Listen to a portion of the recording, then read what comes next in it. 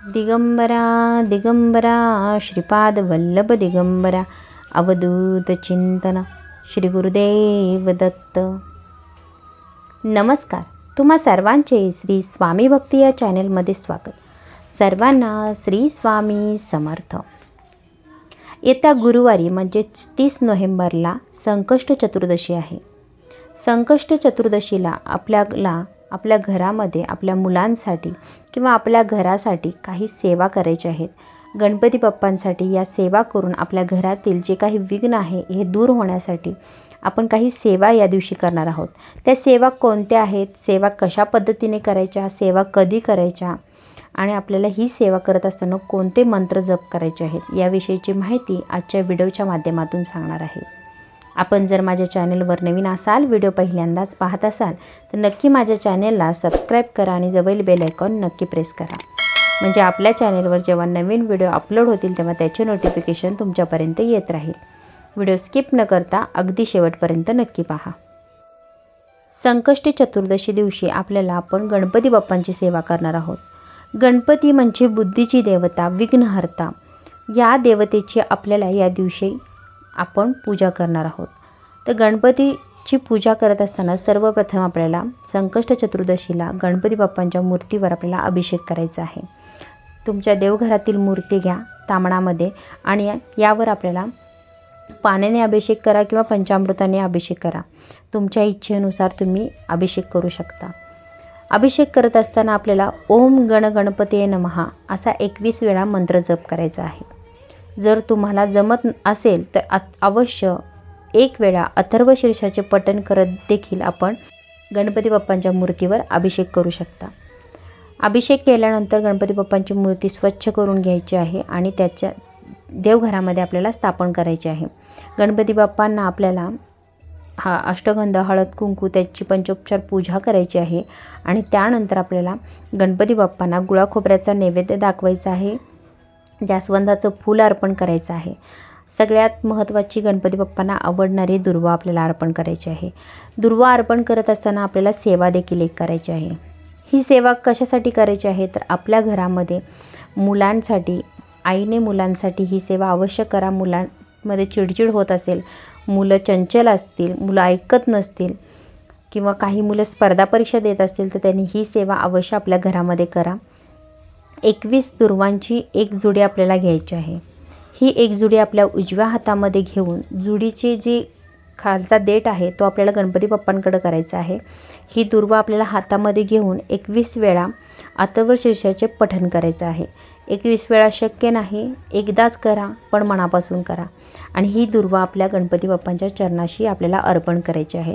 आणि जे काही तुमची मनोकामना आहे, जी काही तुमची इच्छा आहे ही गणपती बाप्पांना सांगायची आहे.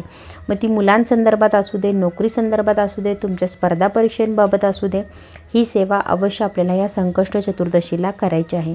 यामुळे नक्कीच आपल्या जे काही आपण मुलांसाठी करतो आहे अभ्यासासाठी त्याच्यामध्ये नक्कीच प्रगती होईल.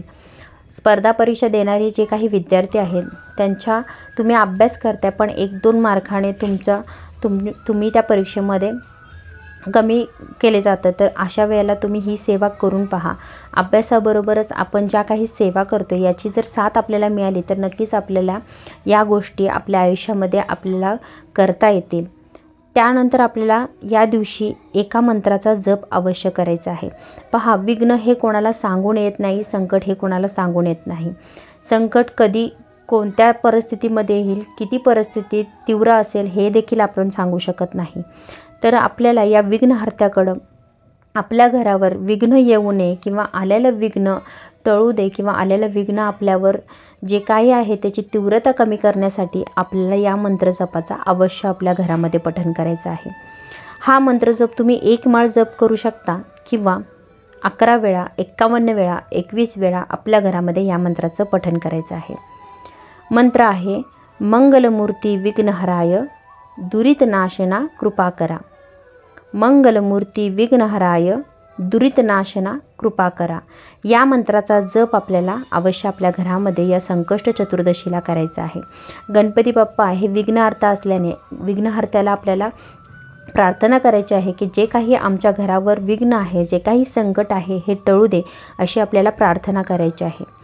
आता आहे सायंकाळच्या वेळेला आपल्याला एक उपाय करायचा आहे. हा उपाय करत असताना आपल्याला खोबऱ्याचा तुकडा किंवा खोबऱ्याची एक वाटी घ्यायची आहे किंवा एक तुकडा घेतला तरी हरकत नाही. त्याच्यावर आपल्याला 2 भीमसेनी कापूर घ्यायचे आहेत.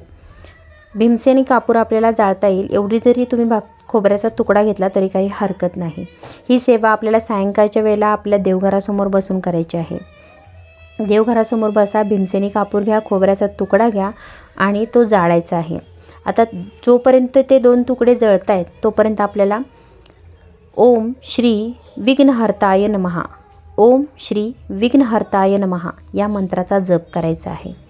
यामुळे आपल्या घरामध्ये येणारे संकट दूर होईल, विघ्न दूर होईल. जी काही संकट आहेत यातून आपल्याला मुक्तता मिळेल.